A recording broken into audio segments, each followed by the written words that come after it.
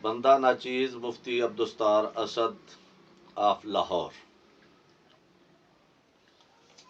آج جس ٹاپک پہ بات کرنی ہے وہ ہے حضور سید عالم علیہ الصلوۃ والسلام کا مزاحانہ انداز اور تربیت صحابہ۔ ایک دفعہ وادی مر زہران میں نبی پاک علیہ الصلوۃ والسلام اور صحابہ جلوہ فرما ہیں، تو حضرت خباب رضی اللہ تعالیٰ عنہ باہر نکلے تو دیکھا کہ کچھ بیبیاں محو گفتگو ہیں، اور آپ نے ابھی تک نیا نیا اسلام قبول کیا تھا، تو آپ گناہ ثواب کے ان چیزوں سے بے خبر تھے جو اللہ کریم کی بارگاہ میں پکڑ کا ذریعہ بنتے ہیں۔ تو آپ بھی آئے اپنے خیمے سے، کپڑے وغیرہ اچھے پائے اور باہر چلے گئے ان بیبیوں کے قریب۔ جب ان بیبیوں کے پاس جا کر بیٹھے تو آقا کریم علیہ الصلوۃ والسلام تو غیب دان نبی ہیں، تو آقا کریم علیہ الصلوۃ والسلام حاضر ناظر بھی ہیں۔ ہمارا نظریہ ہے ان پہ انشاءاللہ العزیز بعد میں بات ہوگی، لیکن کسی اور موضوع میں۔ تو آقا کریم علیہ الصلوۃ والسلام نے اپنا لوٹا لیا اور آپ بھی حضرت خباب کے پاس جا پہنچے۔ جب حضرت خباب کے پاس پہنچے تو آقا کریم علیہ السلام نے فرمایا، خباب یہاں کیا کرنے آئے ہو؟ عرض کی، یا رسول اللہ صلی اللہ تعالی علیہ وسلم، میرا اونٹ گم ہو گیا، میں اونٹ تلاش کرنے کے لیے آیا تھا۔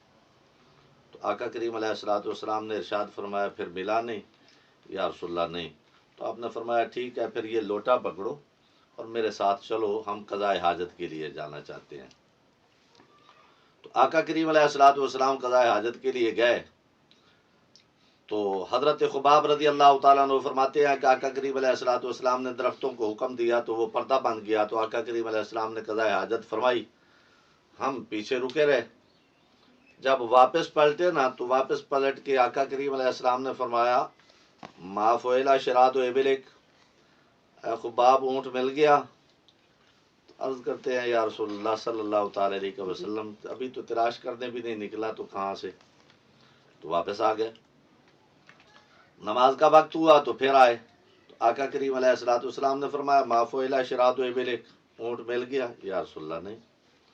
دوسری نماز کا وقت آیا، یعنی کیا کہ ایک نماز کا وقت ہے، دو کا ہے، تین کا ہے، جس نماز میں بھی ملاقات ہوتی پھر، اور جس موڑ پہ ملاقات ہوتی پھر، آقا کریم علیہ الصلوۃ والسلام کا ایک ہی جملہ ہوتا تھا، ما فعل شراد و ابلک۔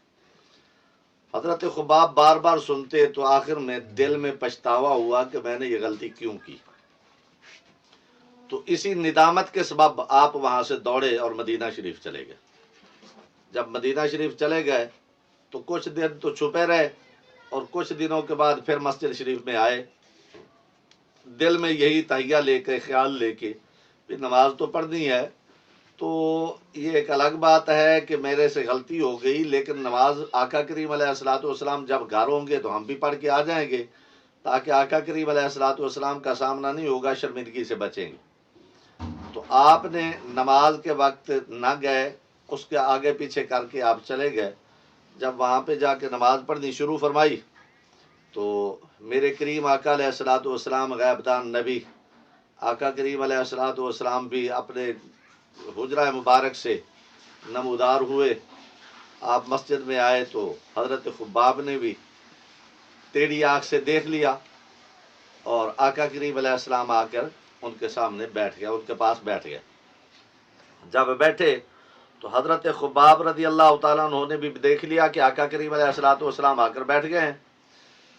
حضرت خباب فرماتے ہیں کہ میں نے وہ نماز اپنی لمبی کر لی، آقا کریم علیہ الصلوۃ والسلام میرے پاس بیٹھے رہے، میں نماز لمبی کرتا چلا گیا۔ تو آقا کریم علیہ الصلوۃ والسلام نے دیکھا کہ یہ میری وجہ سے نماز لمبی کر رہا ہے، تو آقا کریم علیہ السلام نے فرمایا، خباب تم جتنی بھی لمبی کر لو نماز، ہم جانے والے نہیں ہیں۔ آپ فرماتے ہیں جب مجھے یقین ہو گیا کہ آقا کریم علیہ الصلوۃ والسلام جانے والے نہیں، تو پھر میں نے اپنی نماز مکمل کی، نماز مکمل کر کے بیٹھا ہی تھا تو آقا کریم علیہ الصلوۃ والسلام نے فرمایا، ما فعل شراد و ابلک، اونٹ مل گیا؟